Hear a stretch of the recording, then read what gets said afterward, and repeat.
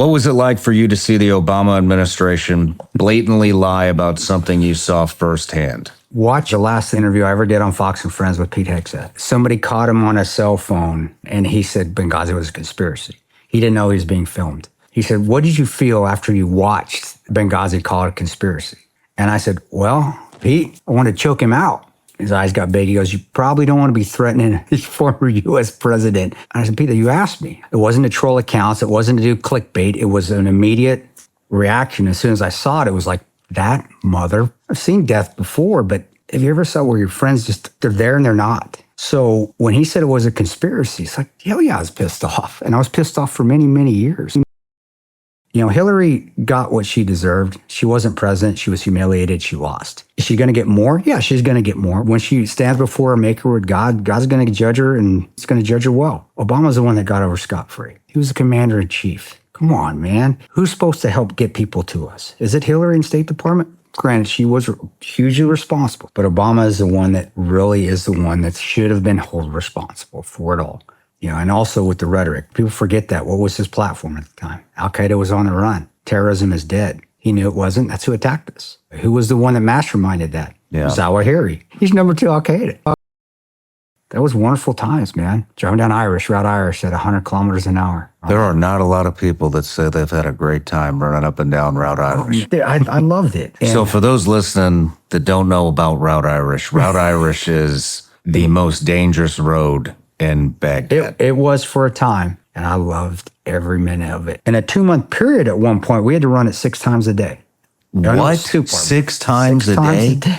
We violated every security principle that you're supposed to have. We were time and place predictable, we were a big target, and we were slow. You never got blown up on Irish? Never got blown up on Irish. That is incredible. It is very lucky. I do hear a boom from a distance. I know that's an RPG. And I just go like this because I know I'm dead. So I'm just hoping I hear the second boom. Because if I do, I know I'm alive. And I do. I hear it, boom, blows up. And all that came in my head was Ranger Battalion. What's your cover, Ranger? Bullets. What do you do when somebody's shooting at you? You shoot back. And I took a knee on that road and I just started shooting. I've never felt the hand of God before. I've never felt it again. I do really believe we all get one hand of God moment where he steps in and protection. I did. God pities the one that needs to be pitied. And he says, I got you. And I felt a golden cocoon come on top of me. You actually felt it in that moment? It was a golden egg. God's got me.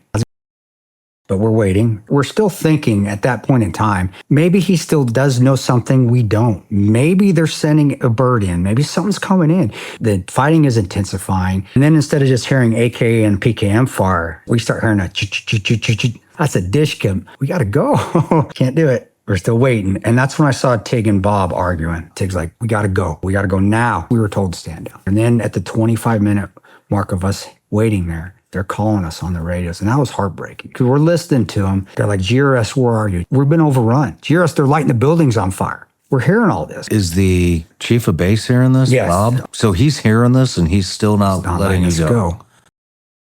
We're still thinking Americans are going to help. Somebody's coming. Cavalry's coming. But they weren't. But at that point in time, we still had some faith that they were, because they normally did. Everywhere else I was at, cavalry came. Between that 2-hour lull of 1 a.m. to 3 a.m., where the next attack happened, that's where we started to come to the realization nobody's coming. Every so often throughout the next couple hours, Boone would come to me and say, hey, we got to hold the Delta, man. They're on their way. After he'd tell me somebody was coming, he'd come back and say, no, they're not. And what I was doing at that point in time, having some self-reflection, getting motivated that they are going to breach the walls. Probably eventually it's going to get close quarter and we're going to maybe start stabbing. It's going to start knifing, and that's a totally different animal. It's intimate. That's different. I'm still shooting. They're still shooting. I turn around and make sure nobody's coming again because I still got my 6. We still got to fight. We got to finish it. You can't quit. I put 3 rounds over the top of their head. I went boom, boom, boom. And as soon as I did that, 3 mortars fire for effect. Boom, boom, boom. And when they did that, my night vision went completely white. And as it came back, they were gone. And I saw the pixie dust. I saw the charged particles. So I'm watching the pixie dust come down. It really did look like they got turned to dust because they're gone. All of a sudden they're gone, then there's a cloud of dust. And I'm like, man, we can't beat this. We don't have any air support. And I put my head down, and I know it was God. He said, get your gun up, Ranger. And I kept fighting. And Jack kept fighting and Boo kept fighting. And we fought those guys off that were coming as they're coming in. I put the EOTech on the passenger because I'm thinking to myself, hey, this ain't over. It's not over till it's all over. And I'm dead or they're dead. It's probably going to be me. And all I'm thinking is that Dishka is going to rip me in half, and I hope it's quick. I just couldn't think of anything else. I had no way to connect. And I went like this.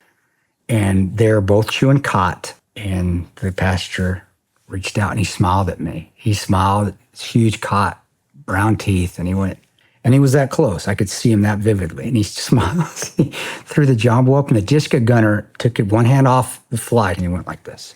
My wife is gorgeous. My kids are beautiful. And I told him, I said, honey, I love you. You got a beautiful smile. But that smile is still just the most beautiful smile I've ever seen in my life. And I did lose it. And I got on the radio and I went, they're with us, they're with us.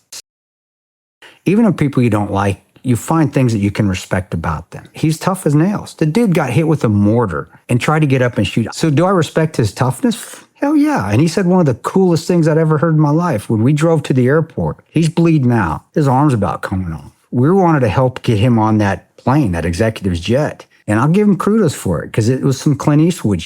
He goes, I walked into this country, I'm walking out. That wasn't a movie magic. That wasn't a line written in. He said that. And I remember when I heard it, I was like, all right, Oz may not get along, but that's some cool right there. You cannot get along, so that's fine. But you still find ways to respect each other because the goal is to win. We need them all. The interpreter. He goes, Tano, I'm not a combat trip. I said, I know that, brother. He goes, I'm not weapons qualified. I said, I know that. And I had a Glock 19 on my hip. I handed it to him. I said, you're now go get your stuff. Well, he took it and he ran back into building C. He ran back out and it was awesome. He didn't have the cool Gucci gear like we do, the form fitting, looking cool. He had to borrow somebody's helmet. It was way too big for him. He didn't have body armor. He had a flak jacket because that's all he could find. He's got his finger in the trigger well as he's running towards me. He's flagging the shit out of me. And all I could do was marvel at it that whole time. This little dude that looks like a little turtle is running towards me right now, flagging the shit out of me with this gun. And I have never felt more motivated in my life because this dude had no business going. He's not a SEAL. He's not a Marine. He's not a Ranger. He's a little interpreter that he is giving of himself and he's coming with us. And I'm like, that is what heroism is. That's bravery.